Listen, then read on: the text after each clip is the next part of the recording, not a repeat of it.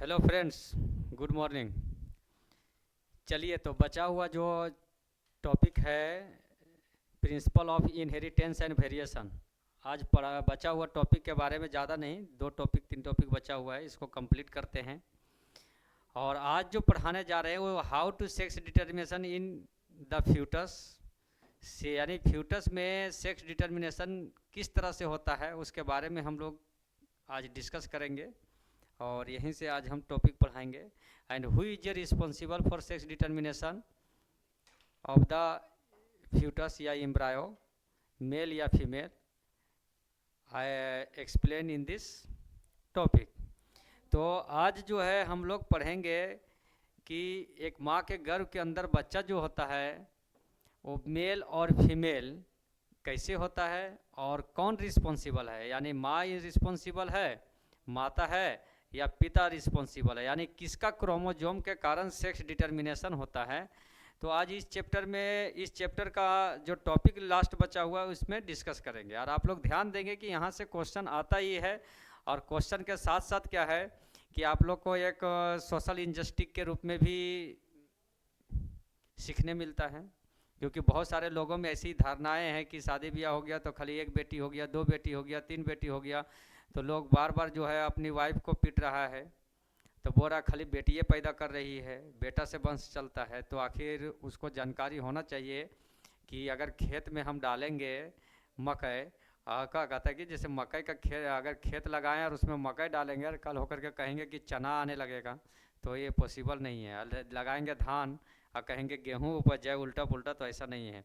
इसलिए आज जो है क्रोमोजोम पर डिस्कस करेंगे स्पेशल, और मेल और फीमेल के क्रोमोजोम पर करेंगे। और रिस्पॉन्सिबल कौन है, तो मेल जो होता है फुली रिस्पॉन्सिबल होता है, क्योंकि मेल जो है हेट्रोगेमिट्स होता है, क्योंकि उसमें एक्स और वाई होता है। लेकिन फीमेल में क्या होता है कि होमोगेमिट्स होता है, एक्स एक्स क्रोमोजोम होता है। तो आज चलिए हम लोग इस पर टॉपिक पर डिस्कस करते हैं, सेक्स डिटर्मिनेशन। कहता है the process of determining sex individual is called sex determination. The process of determining sex individual is called sex determination. इसे क्या कह देते हैं हम लोग, सेक्स डिटर्मिनेशन के नाम से जानते हैं। अब यहाँ पर देखिए,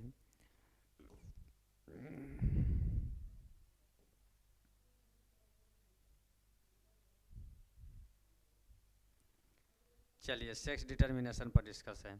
आप कहते हैं sex determination by x x और x y chromosome. X x और एक्स वाई क्रोमोजोम में किस तरह से कहता है, in most of the higher animal, जितने भी बड़े बड़े जानवर है जैसे human, dog, elephant, kite, tiger, ये सब जो आ जाता है, तो most of the higher animal only one pair of chromosome, उसमें कितना जोड़ा क्रोमोजोम होता है, only one pair chromosome occurs होता है। In female both sex chromosome are similar, दोनों क्रोमोजोम जो होता है सिमिलियर होता है and express by X x. और फीमेल में जो होता है दोनों क्रोमोजोम जो होता है सेम होता है, इसीलिए इसे एक्स एक्स कहा गया। All gamete form from x x, और जितना भी गेमिट फीमेल में बनता है वो क्या बनता है, एक्स एक्स बनता है। Are of the same type, एक ही प्रकार का होता है। हेंस दिस इज कॉल्ड, इसे होमोगेमिट सेक्स कहते हैं। क्या कहते हैं, होमोगेमिट सेक्स कहते हैं, यानी होमोगेमेटिक कहा जाता है। इन मेल, मेल में जो होता है सेक्स क्रोमोजोम आर डिसिमिलियर, क्या हो जाता है, डिसिमिलियर मतलब अलग अलग होता है। And are express by X Y, और इसको एक्सप्रेस किया गया है किसके द्वारा, एक्स वाई से है। Two types of gamete are form, इसमें दो प्रकार का गेमिट जो होता है फॉर्म करता है। आर जो होता है कौन, मेल 50% गेमिट्स होता है जो bearing X chromosome, and 50% chromosome bearing Y chromosomes होता है, आर कॉल, इसीलिए इसको हेट्रोगेमिट्स कहते हैं। यानी मेल में जो होता है 50% एक्स क्रोमोजोम और 50% वाई क्रोमोजोम, इसलिए मेल को क्या बोला जाता है, हेट्रोगेमेटिक क्रोमोजोम्स कहते हैं। और हेट्रोगेमेटिक क्रोमोजोम कहते हैं तो male is a fully responsible for sex determination. 10 इस प्रकार से male is a fully responsible for sex determination of the baby. अब किस तरह से सेक्स डिटर्मिनेशन हो रहा है, तो देखिए यहाँ पर हम लोग प्रैक्टिकली रूप से बताते हैं। देखिए मेल, मेल में क्या है, एक्स वाई, और फीमेल है, यहाँ देखिए फीमेल, फीमेल में कौन सा क्रोमोजोम हो गया, एक्स एक्स, देखिए एक्स एक्स। अब यहाँ से क्या है कि एक्स, मेल का एक्स निकलेगा, मेल का एक्स, तो मेल का एक्स निकला, किसी के साथ भी फ्यूज करे, चाहे इसके साथ फ्यूज करे चाहे इसके साथ फ्यूज करे, यहाँ क्या हो जाएगा, गर्ल्स, यानी लड़की क्या पैदा होगा, गर्ल्स, समझ में। लेकिन मेल का वाई क्रोमोजोम होता है, देखिए वाई क्रोमोजोम आ जाता है, मेल का वाई क्रोमोजोम है, चाहे इससे मिला दें या इससे मिल जाए, किसी से भी मिलेगा, यहाँ क्या हो जाएगा, बॉय, यानी लड़का पैदा होगा। क्या हो जाएगा? लड़का, तो बॉय। तो यहाँ देखिए मेल में क्या है, एक्स और वाई है, यानी हेट्रोगेमिट है। क्या है? हेट्रोगेमिट। ठीक। और ये क्या हो गया? होमोगेमेटिक। अब यहाँ पर हम लोग लिख सकते हैं 10 इस प्रकार दे सकते हैं क्या, कि male is fully responsible for sex determination in the foetus, या इम्ब्रायो भी कह सकते हैं हम लोग। क्या कह सकते हैं? इम्ब्रायो। इस तरह से मेल जो है वो पूर्ण रूप से रिस्पॉन्सिबल है सेक्स डिटर्मिनेशन ऑफ द, ये कहता है sex determination in the foetus, बच्चा में, या फिर इम्ब्रायो में कह सकते हैं। इम्ब्रायो मतलब भी माँ के गर्भ के अंदर होता है, और फ्यूटस मतलब भी माँ के गर्भ के अंदर बच्चा होता है। या नहीं तो फिर डायरेक्ट लिख देते हैं चिल्ड्रेन, समझ में आ जाएगा। इंडिविजुअल लिख सकते हैं, समझ में। तो यहाँ मेल जो है पूरे रिस्पॉन्सिबल होता है sex determination of the baby में। अब यहाँ पर नेक्स्ट हम लोग का एक टॉपिक बचा हुआ रह गया था। देखिए यहाँ पर एक कुछ टॉपिक बचा हुआ था, जिसमें डिस्कस करते हैं हम लोग।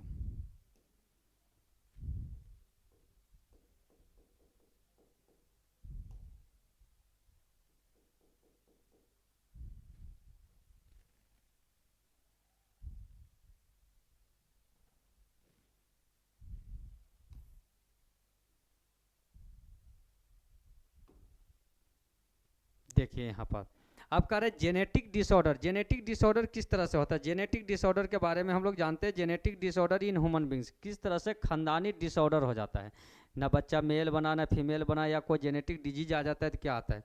कहता है सेवरल ह्यूमन डिसऑर्डर, अनेकों ह्यूमन डिसऑर्डर डिजीज होता है, एंड डिफॉर्मिटी आर हेरिटेबल, और डिफॉर्मिटी खराब तरीके से बनता है, इनहेरिटेबल होता है, यानी पीढ़ी दर पीढ़ी दोहराना, एक पीढ़ी से दूसरे पीढ़ी में जाने लगता है। डिसऑर्डर हो गया तो वो उसके में उसमें उससे उससे उसके बच्चे में जाता है। तो inheritable from generation to generation.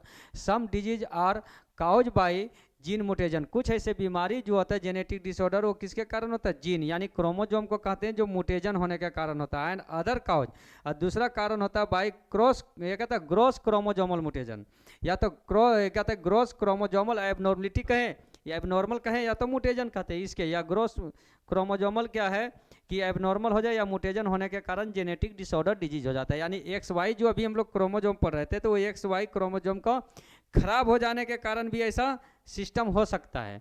तो यहाँ पर खराब होने के कारण भी ऐसी स्थिति दर्शा सकता है, या एक्स खराब हो गया, अगर एक्स खराब हो जाएगा तो फीमेल में तो किसी से भी मिलेगा।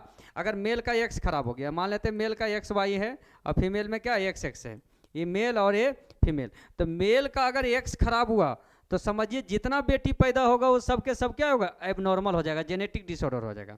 और अगर वाई खराब हो गया तो जितना बेटा पैदा होगा उतना सब के सब खराब हो जाएगा। तो अगर कोई लड़का बार बार खराब आ रहा है, अगर लड़का अगर जेनेटिक डिसऑर्डर हो गया, जैसे खराब बच्चा आ गया, या खराब बच्चा मतलब क्या होता है कि बच्चा जेनेटिक डिसऑर्डर हो गया, कुछ ऐसे बीमारी से विक्टिम्स है, ग्रसित होता है, जो कहता है कि दोज फ्यूटस या embryo suffer from incurable disease and can possible to complete treatment, that is a called genetic disorder. अगर कहते हैं कि कुछ ऐसे बीमारी है जिसका कोई इलाज नहीं है, और वो जो होता है कि कंप्लीट रूप से इलाज नहीं होता है, तो उसी को जेनेटिक डिसऑर्डर कहते हैं, विच सफर फ्रॉम मदर यूट्रस, जो कहाँ से होता है? मदर वुम्स कहें या गर्भाशय कहें या मदर यूट्रस से कहें, या तो फ्रॉम बर्थ, जन्म से जो हो जाता है, तो इसी को हम लोग कहते हैं जेनेटिक डिसऑर्डर कहते हैं। इसी के अंदर एक बीमारी आता है, कौन सा? डाउन सिंड्रोम, क्लाइनफेल्टर सिंड्रोम, इसी तरह से आता है, सिकल सेल एनीमिया आ जाता है, ये सब आ जाता है। देखिए एक बीमारी के बारे में एग्जांपल दिए, डाउन सिंड्रोम क्या है? कहता है इट इज ए कॉल्ड मोंगोलियम आइडोसी, ये मोंगोलियम आइडोसी नाम का डिजीज होता है, जिसमें मोंगोलिज्म हो जाता है, यानी बच्चा जो होता है मोंगोलियन जैसा देखने में लगेगा। It was first reported by Langdon Down, Langdon ने किया था। कौन किया था? तो लैंगडॉन नाम का साइंटिस्ट ने किया 1866 में किया, बट इट काउज, लेकिन इसकी कारण जो होता है वाज डिटरमाइन इन 1959 में पता लगाया बाय जेजुन एंड हिज को वर्कर, उसके सहयोगियों ने इसका पता लगाया, किसका? डाउन सिंड्रोम डिजीज का। आखिर डाउन सिंड्रोम बच्चा जो होगा उसका क्या लक्षण है, आखिर किस तरह से दिखता है? कहता है कि यहाँ देखिए सिम्पटम मीन्स होता है लक्षण, कैरेक्टर कहते हैं it is a characterise by rounded face, बच्चा का चेहरा एकदम गोल होता है, उसके बाद ब्रॉड फोरहेड, सामने वाला लिलाट कहते हैं ना चौड़ा रहेगा। उसके बाद क्या Mongolian type of eye lid, Mongolian type of eye lid होता है, आँख का पुतली एकदम पूरा निकला हुआ जैसा रहेगा। फ्लैटेन नोज होता है, नाक एकदम चौड़ा चौड़ा रहेगा ब्रिज। टेम्पोररी रहेगा तो परमानेंटली ओपन माउथ होता है, मुंह हमेशा लटकल रहेगा, समझ में। तो राउंडेड फेस होता है, ब्रॉड है, यहाँ पर कह रहा है क्या प्रोजेक्टिंग होता है क्या कि प्रोजेक्टिंग लोअर लिप्स, या तो कभी कभी लोअर लिप्स जो होता है प्रोजेक्टिंग होता है। प्रोजेक्टिंग मतलब होता है क्या प्रोजेक्टिंग लोअर लिप्स होता है, जैसे ऊपर की ओर चढ़ा हुआ रहता है, ढुका हुआ रहेगा पार्ट्स। तो इस तरह के पार्ट्स को कहते हैं हम लोग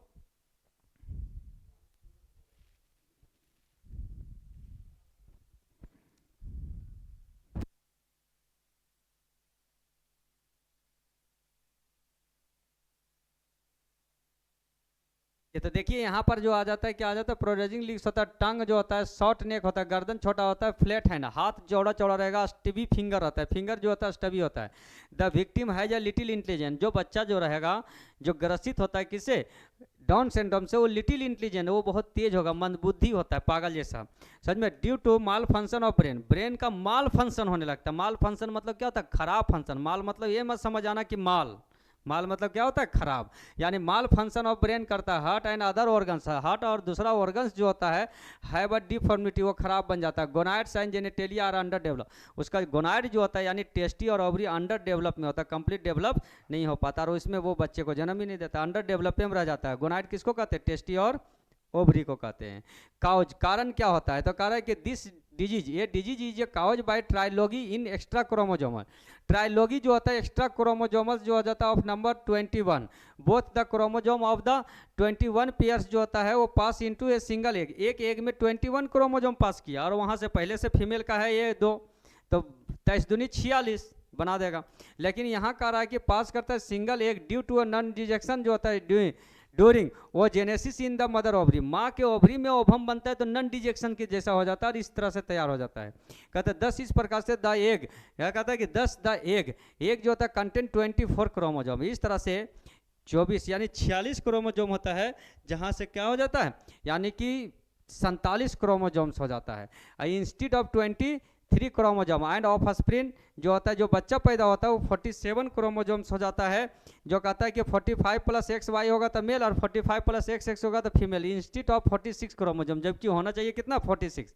वोमेन एबव 40 ईयर्स, वैसी औरत जो 40 साल के बाद बच्चा पैदा करना चाहती है यानी कि उम्र हो जाता है, क्या बताएं कि 18 यानी 14-16 ये क्या 12 से 14 साल में फीमेल का प्यूबर्टी स्टार्ट हो जाता है, 14, 15, 16, 17, 18, और इस तरह से हर फीमेल को 35 साल यानी कि 30 साल तक बाल बच्चा कंप्लीट कर लेना चाहिए। 30 के बाद ओवम की क्वालिटी घटने लगता है, और 40 साल के बाद अगर औरत पैदा करती है बच्चे को above the 40 year more likely to produce children having a Down syndrome. ऐसे में क्या हो सकता है डाउन सिंड्रोम बच्चा हो सकता है, यानी मंदबुद्धि हो सकता है, पागल हो सकता है, कुछ भी सफर करता है, समझ में। तो 40 साल से पहले शादी नहीं करना चाहिए,